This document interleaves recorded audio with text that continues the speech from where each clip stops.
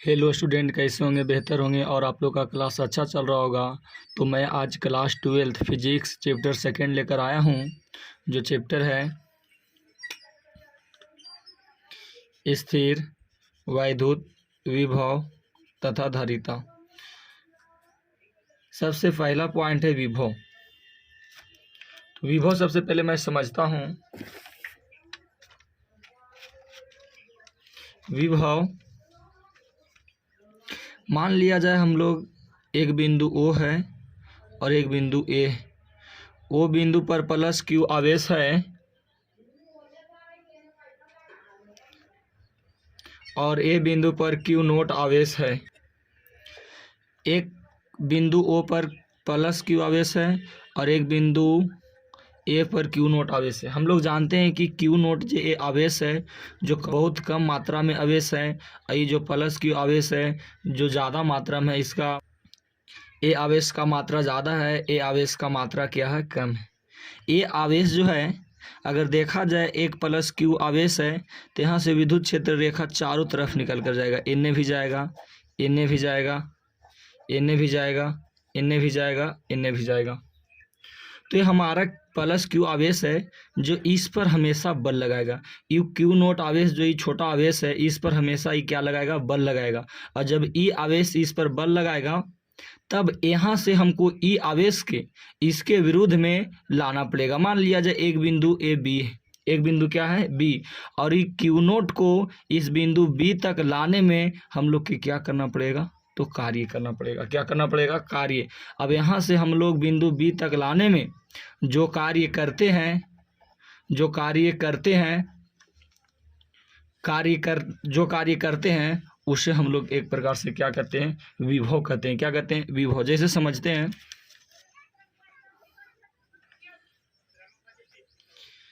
एकांक धनावेश को अनंत से विद्युत क्षेत्र के किसी बिंदु तक लाने में जितना कार्य करना पड़ता है उसे उस बिंदु का वैद्युत विभव कहते हैं और इसे भी से प्रदर्शित किया जाता है। जैसे देखते हैं हम लोग यहाँ कि एक हमारा बिंदु O है और बिंदु O पर प्लस Q आवेश है।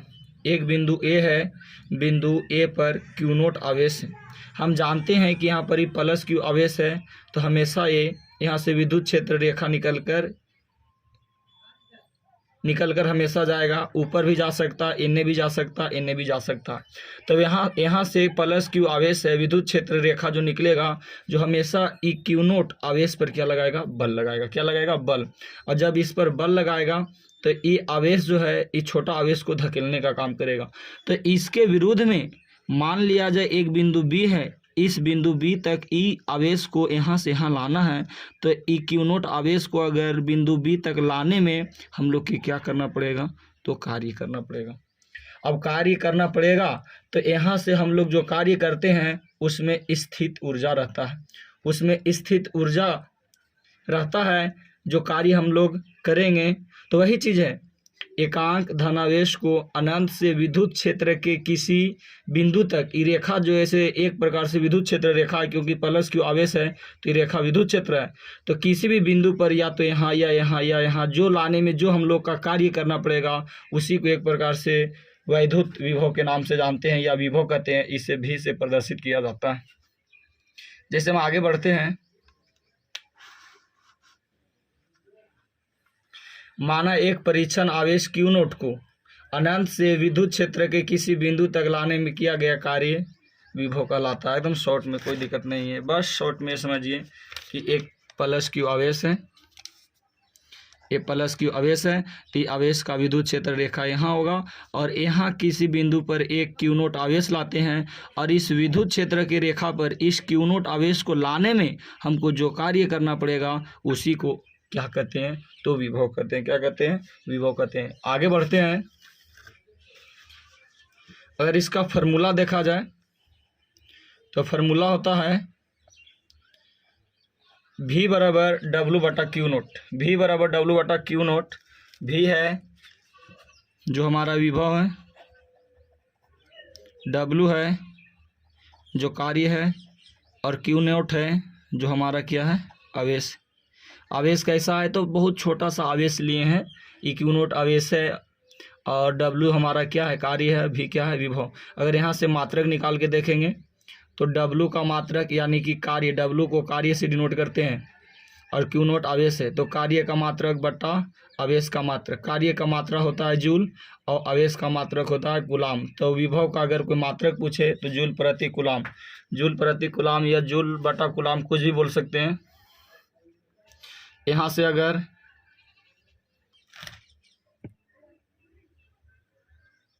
यहाँ से देखा जाए विमीय सूत्र, तो विमीय सूत्र कार्य का विमीय सूत्र बटा क्यू का विमीय सूत्र। कार्य का विमीय सूत्र होता है ml² T⁻², और क्यू आवेश का विमीय सूत्र होता है AT। यहाँ से ml² T⁻², और a अगर नीचे से अगर ऊपर गया तो a के पावर -1 हो गया, t नीचे से अगर ऊपर गया तो t के पावर -1 हो गया। अब यहाँ से देखते हैं ml² के ml² t के पावर -2 है, t के पावर -1 है, तो 2 1 क्या हो गया 3, और a के पावर -1 के a के पावर -1। ये हमारा विमीय सूत्र हो गया, ये हमारा जूल प्रति कूलम मात्रक हो गया। आगे बढ़ते हैं, आगे देखते हैं धनात्मक विभव। क्या है धनात्मक विभव? जब एकांक धनावेश को अनंत से विद्युत क्षेत्र के किसी बिंदु तक लाने में वैद्युत बल के विरुद्ध कार्य करना पड़ता है, तो उस बिंदु का विभव धनात्मक कहलाता है। यानी कहने का मतलब ये हुआ कि एक हमारा आवेश Q है, और मान लिया जाए कुछ दूरी पर एक आवेश Q नोट है, तो ये जानते O है, मान लिया जाए बिंदु A है, तो हम जानते हैं विद्युत क्षेत्र रेखा हमेशा बल लगाएगा इसकी ओर। तो जब बल इसकी ओर लगाएगा तो इस आवेश को Q नोट आवेश को इसके विरुद्ध हमको क्या लगाना पड़ेगा, बल लगाना पड़ेगा। जैसे मान लिया जाए इस बिंदु पर हमको लाना है, तो ये +Q आवेश के कारण Q नोट को लाने में इसके विरोध हमको क्या करना पड़ेगा, कार्य करना पड़ेगा। और जब कार्य करना पड़ेगा तो इस स्थिति में इसे धनात्मक विभव के नाम से जाना जाता है। इसके विरुद्ध में हमको कार्य Q आवेश है, इसका विद्युत क्षेत्र रेखा हमेशा इस पर क्या लगाएगा, बल लगाएगा Q नोट आवेश पर, और ये Q नोट को अगर लाना है तो इसके विरुद्ध हमको क्या करना पड़ेगा, कार्य करना पड़ेगा। उस स्थिति में इसे धनात्मक विभव के नाम से जानते हैं। अब देखते हैं ऋणात्मक विभव। जब एकांक धनावेश को अनंत से विद्युत क्षेत्र के किसी बिंदु तक लाने में वैद्युत बल द्वारा कार्य किया जाता है, तो इस बिंदु का विभव ऋणात्मक विभव कहलाता है। यानी कहने का मतलब हुआ कि मान लिया जाए एक +Q आवेश है बिंदुओं पर, और इस आवेश का विद्युत क्षेत्र रेखा इस प्रकार से होगा, और बिंदु A पर आवेश ले रहे हैं Q नोट, और ये जो Q नोट आवेश ले रहे हैं जो क्या है, माइनस है। और जब A आवेश अगर माइनस लिए तो ये ऑटोमेटिक -Q नोट के हमेशा अपनी ओर क्या करेगा, आकर्षित करेगा, क्योंकि ये प्लस है, ये क्या है माइनस, तो माइनस हमेशा प्लस को अपनी ओर क्या करेगा, आकर्षित। तो इस स्थिति में जो बल लगा रहा है अपनी ओर, जो बल नहीं लगा रहा है अपनी ओर, जो खींचने का काम कर रहा है, जो Q आवेश खींचने का काम कर रहा है, इस स्थिति में किसी द्वारा यहाँ कोई कार्य नहीं किया जा रहा है, तो उस स्थिति में ऋणात्मक विभव के नाम से जाना जाता है। जब एकांक धनावेश को अनंत से विद्युत क्षेत्र के किसी बिंदु तक लाने में वैद्युत बल द्वारा कार्य किया जाता है, तो इस बिंदु का विभव ऋणात्मक कहलाता है। अब देखते हैं विभवांतर।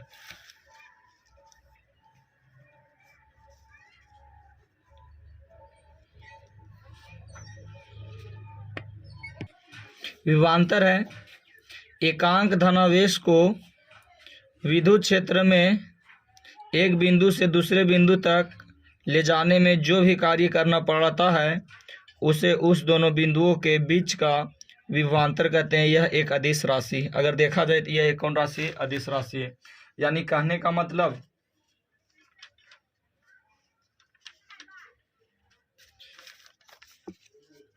इस प्रकार से मान लिया जाए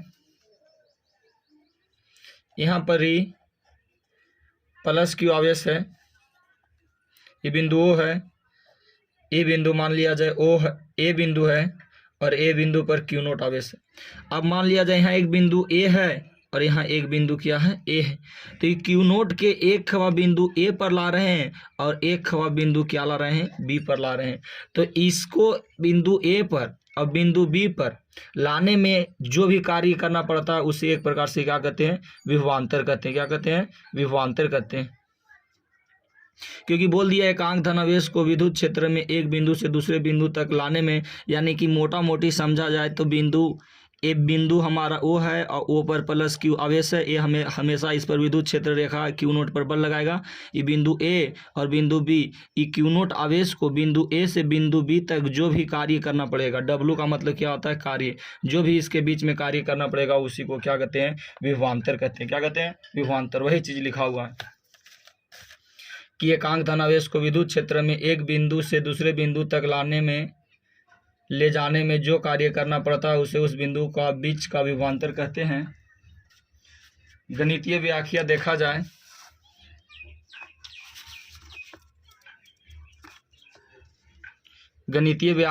जाए, माना एक परीक्षण आवेश क्यू नोट को विद्युत क्षेत्र में बिंदु ए से बिंदु बी तक ले जाने में जो कार्य करना पड़ता है तब दोनों बिंदुओं का बीच का विभवांतर कहते हैं। यानी मोटा मोटी कहने का मतलब कि एक बिंदु ओ है और बिंदु ओ पर क्यू आवेश है, मान लिया जाए यहाँ आवेश क्यू नोट है। ये बिंदु ए और बिंदु बी तक क्यू नोट आवेश को यहाँ से यहाँ तक लाने में जो कार्य, डब्लू का मतलब क्या होता है, कार्य, जो कार्य करना पड़ता है उसे विभवांतर कहते हैं। यानी कि V बराबर VB माइनस V A बराबर W बटा Q।